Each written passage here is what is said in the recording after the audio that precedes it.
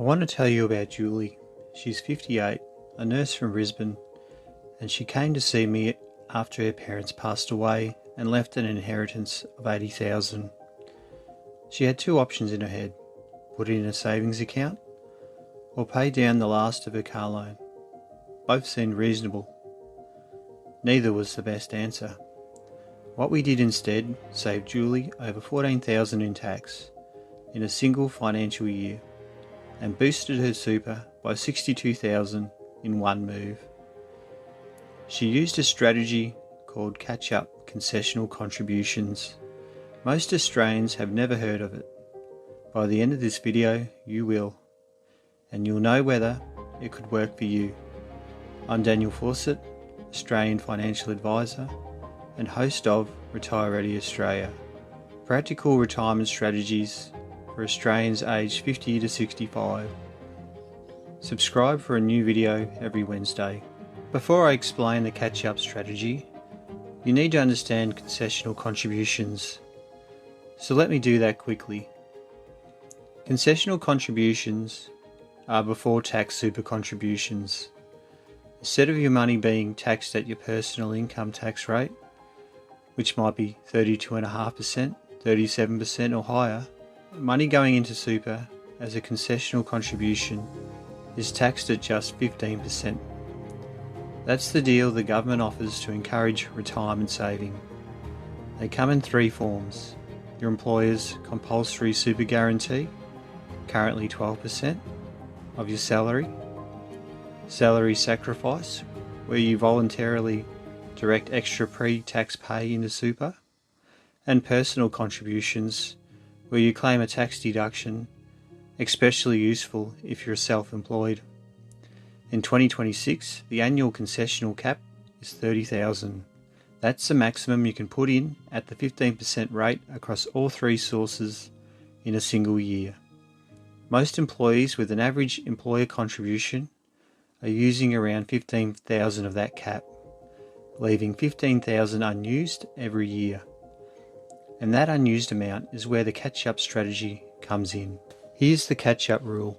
If your total super balance is below $500,000, measured on the 30th of June of the previous financial year, you're allowed to carry forward any unused portion of your annual cap from the past 5 years and use it all in one single year. Let me show you exactly what that looks like in real numbers. Your employer contributes $15,000 per year. You're using $15,000 of your $30,000 cap. That leaves $15,000 unused each year.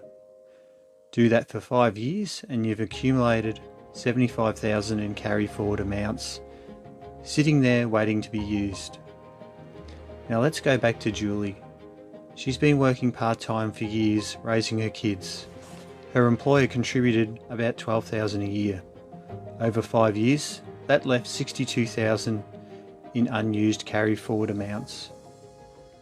Her super balance was $280,000, well under the $500,000 threshold. When that $80,000 inheritance arrived, instead of putting it into a bank, we contributed $62,000 into her super as a personal concessional contribution. She claimed the full $62,000 as a tax deduction. Her taxable income that year dropped by $62,000. That saved her over $14,000 in tax she would otherwise have handed to the ATO. And that $62,000 now sits inside a super fund, growing at a maximum 15% tax rate until she retires. Instead of earning 4.5% in a savings account, taxed at a personal rate, that money is working far harder. All completely legal, actively encouraged by the government. So who is this strategy for? It's perfect for people who took time away from work to raise children, care for a parent, travel or run a business, and have a lower super balance as a result. The strategy was literally designed for you. It's great for people who have recently paid off the mortgage and now have extra cash flow each month that could go somewhere smarter than a savings account. It's powerful for self-employed Australians whose income varies year to year. In a high income year, a large personal concessional contribution can slash your tax bill significantly, and it's particularly valuable for anyone receiving a windfall, an inheritance like Julie, a property sale, a redundancy payment, or money from a business sale. 3 rules to keep front of mind. 1. Your super balance must be below $500,000 on the 30th June of the previous financial year. 2. Unused carry forward amounts expire after 5 years. Use them or lose them. 3. Your total contributions for the year must still stay within your combined limit. And here's your action for this week. Log into MyGov, go to the ATO section and look up your carry forward concessional contributions amount. It's right there waiting for you. If you've got a meaningful amount available, that is a conversation worth having with a financial advisor before the 30th of June. Julie's story isn't unusual. I see versions of it regularly.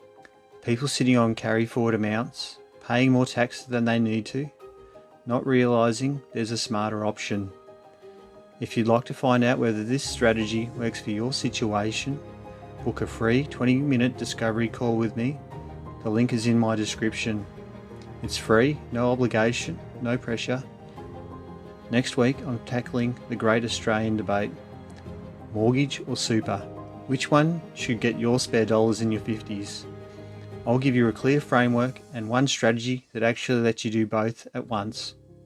Hit the like button if this was useful. I'm Daniel Fawcett, and see you next Wednesday.